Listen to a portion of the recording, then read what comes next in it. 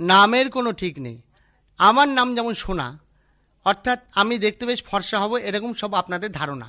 কিন্তু দেখুন, আমি ফর্সা ছিলাম। আমার যখন 8 বছর বয়স ছিল তখন পর্যন্ত আমি বেশ ফর্সা।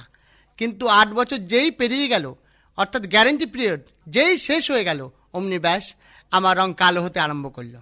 সুতরাং আজকাল নামের কোনো ঠিক নেই। যে রড মারে তার নাম রড নিতাই, যে খুর মারে তার নাম খুরে ক্যাবলা। অথচ দেখুন, আগেকার দিনে সমস্ত একটা নাম মিলিয়ে নাম দেওয়া হতো। এক ভদ্রলোকের 3 ছেলে, তিনি নাম দিলেন শ্বেতম্বর, পীতম্বর, দিগম্বর।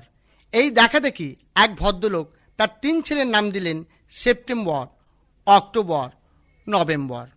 হরিবাবুর 3 মেয়ে, তিনি নাম দিলেন শিউলি, বাউলি, বেলা। এই দেখে কালীবাবু তার 3 মেয়ের নাম দিলেন করাই, বিউলি, ছোলা। আমার উপেন দাদুর 3 ছেলে, তিনি নাম দিলেন শ্রীপতি, নৃপতি, ভূপতি। যেই চতুর্থ পুত্র হলো, হাতের কাছে কোনো পতি খুঁজে না পেয়ে উনি নাম দিলেন ভগ্নিপতি। আমার একজন নন বেঙ্গলি বন্ধু, তার 2 মেয়ে, বড় মেয়ের নাম তনুজা, ছোট মেয়ের নাম শ্যালুজা।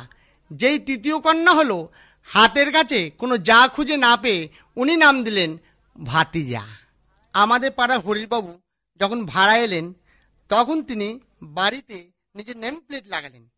নামের পাশে তিনি লিখলেন হরিসাধন দত্ত, বিএ। বছর খানেক পর দেখি নেম প্লেটে বিয়ের জায়গায় হঠাৎ দেখি MA। হঠাৎ একদিন বাজারে হরিবাবুকে আমি ধরলুম, ধরে বললাম, কি মশাই, সত্যি কি এই বয়সে ঘষতে ঘষতে MA পাশ করলেন? হরিবাবু এক গাল হেসে বললে, আরে না মশাই না, বউ মারা যাওয়ার পরে যখন আমি আপনাদের পাড়া ভাড়া এসেছিলাম, তখন আমি লিখেছিলাম BA, অর্থাৎ ব্যাচেলার এগেন। আর এই দিন 15 হলো কালীঘাটে গিয়ে নতুন বিয়ে করলাম, তাই ওই নামের পাশে লিখলাম MA, অর্থাৎ ম্যারেড এগেন।